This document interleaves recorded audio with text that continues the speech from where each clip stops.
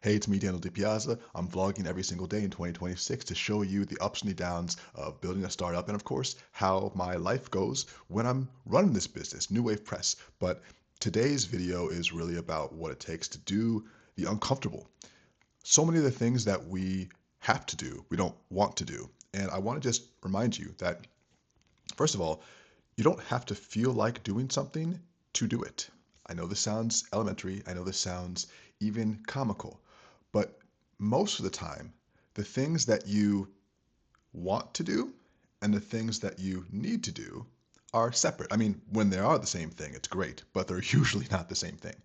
And furthermore, oftentimes the things that are pleasurable and fun, you could even say interesting, are things with short-term positive effects and long-term neutral or negative effects. Whereas many of the things that we have to do, which are uncomfortable, which are scary, which are time-consuming, which are annoying, have short-term, I wouldn't say negative effects, but at least neutral effects, or they make us feel sometimes negative emotions, but long-term, they have positive effects. We can extrapolate this one level further or go for one more angle of this. Oftentimes, the things that drain you of energy are actually the things that give you energy. And this is so unexpected. These are examples of counterintuitive things that you have to understand about life, especially when it comes to success. I didn't feel like filming this video today, and I'm not even sure if it's going to be a great video, but I'm doing it anyway because I know that the benefit is in taking the action over the long term. It's not about today's individual video, and it's not really that fun. I'm actually going on my way right now. It's past 8, and I have to go to the gym. It's not going to be, I'm not looking forward to it necessarily. It's not going to be super fun. In fact, I'm at the age now where I don't really even like going to the gym anymore. I just go because the long term effect has such a high value that the short term consequence of feeling annoyed by it or feeling exhausted by it doesn't really matter.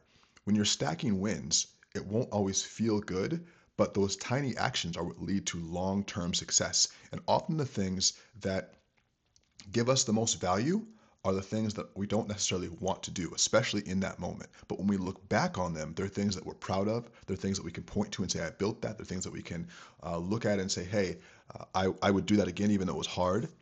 I guess, or I'm guessing that some of the most challenging things you've ever done, whether it's like building your business or building a relationship or doing some sort of creative work, doing something that really forced you to live on your edge. I'm guessing that those things were not fun. It's very rare that something is both fun, enjoyable, and highly valuable. There are moments when those qualities meet, but even if you look at raising kids, for instance, I don't think any parent would say that it's mostly fun and enjoyable. I think there are fun and enjoyable moments, but I think most parents would say it's not fun and enjoyable, but it is highly valuable. That's because the things that we benefit the most from, the things that give us the most meaning in life, that give us a sense of fulfillment and completion, aren't always the things that are pleasurable to us. Just like when you are scrolling on social media and you're scrolling and consuming, or you're eating a lot of food, these things are very pleasurable, but they're not very fulfilling. In fact, after you're done, oftentimes you feel emptier than when you began. And it's just the way of the world. We have to understand the law of of contradiction here. We have to understand that not everything is as it seems, and if we always follow what feels good, oftentimes we'll end up in the long run feeling very bad. Now we want to identify what our needs are, and we want to make sure that we're meeting our needs, and we want to make sure that we're still having fun and introducing fun into our lives. But if we live for fun, if we live for pleasure, we often end up in a lot of pain. And if we sometimes move into painful situations, not that we're trying to intentionally hurt ourselves, but looking at pain as a way of saying, hey, I'm going to do things that are uncomfortable. There are a lot of things that are really healthy for you, but are uncomfortable. We want to move towards those. I'll even say this. You know, when my grandmother was injured, she broke her leg. This is years ago, maybe 20 years ago now, and she was heavily resistant to doing physical therapy because the leg was broken and the physical therapy hurt. And she never leaned into that process. And what ended up happening was she just deteriorated more because the leg never really healed properly. And then she wasn't able to like walk and operate in the same way. And her health kind of deteriorated. She ended up in a wheelchair, all this different stuff. But that's a good example of the fact that healing doesn't always feel good. One of our authors, New Wave Press authors, Dr. Brett Jones, talks about this in his upcoming book, The Healing Way. Healing doesn't always feel good. Oftentimes, healing itself hurts. Sometimes it hurts more than just doing nothing. If you're doing things to actively and proactively heal yourself. Physical therapy after an injury won't feel good. If you want to explore some psychological things, sometimes unpacking the challenges in your life will make things temporarily more painful. But we do those more painful, we do those uncomfortable things in order to get to a place where we can derive meaning or value from our lives. And we can't use simple pleasure as an indicator of success. We have to be able to look at our situation in life and operate from a higher perspective. Ray Dalio talks about the order of consequences, essentially, or first order, second order, third order consequences. And if we're only doing things based on first order consequences, which is like, going to the gym is going to annoy me and tire me out in the very, very first order of it, because I'm exhausted when I'm going there and I'm annoyed that I have to go. If I only operate on that first order principle, I won't get to the second order principle, which is I'm going to be healthier and I'm going to be stronger and I'm going to be fitter. And then if that's the case, if I don't get to the second order consequences, I'll never get to the third order consequences, which is if I'm healthier, stronger, and fitter, I'll be around longer for my family.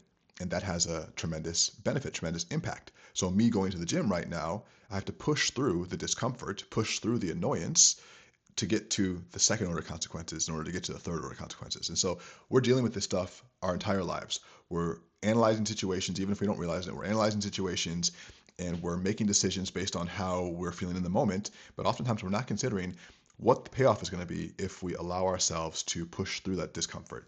And oftentimes we have to parent ourselves. We have to take a bird's eye view, a 10,000 foot view, and say, listen, you don't feel like doing this today, but future you is going to thank you. And oftentimes future you isn't that far around the corner. It's not 10 years away. It's not even 5 years away. It's closer than you think to start seeing some really positive results. But you have to let yourself experience some of that discomfort up front in order to be able to experience the joy of winning in life. So that's all I got to say today. And this is a true story. I mean, I was literally walking out the door. You can't see this right now, but I have my boxers on. I got my underwear on. I'm like, oh, I'm already relaxing. I don't want to go to the gym. Please don't make me go. Talking to myself, and I'm making myself go. And I know I'll look back on it later. And I got to say, I'm 37 right now. I'll be 38. And I'm in fantastic shape. That's just the truth. You might think it's vain to say that, but I sure am. And it's because of all of the times I've gone when I haven't wanted to go, trained, whether it's jujitsu or the gym or going outside for a run, whatever. Um, Lane Norton talks about this a lot. He's a bodybuilder, and he always says, it doesn't count if you want to do it. It only counts when you don't want to do it, because that's when most people quit. Muhammad Ali had another phrase too. He was like, I only start counting when it starts burning. That's really when it counts, because if you think about it, it's easy to do things you don't want to do. Or no, I'm sorry, it's easy to do things that you want to do because you want to do them. You shouldn't really get points for doing things that you want to do, because you're naturally motivated to do things that give you pleasure, that you really are pulled towards. But if there's something that you know that you should be doing, it's healthy for you, it's good for you, there's a good benefit for you, there's a payoff for you, but it's down the road and it's initially painful, it's like, okay, it's raining outside, and I told myself I was going to go for a run, and I definitely don't want to go for a run because it's raining. But when you come back in, assuming that you don't get sick, and even if you do get sick, assuming that everything ends up okay, you're going to say, listen, I'm glad I did that. And it really counts for more when you don't want to do it and you do it anyway. And of course, there's going to be most of the things that are valuable to us we don't want to do. So that's it. Got to go. Talk to you tomorrow. Subscribe for more of my journey in life and business this year in 2026 and beyond. Peace.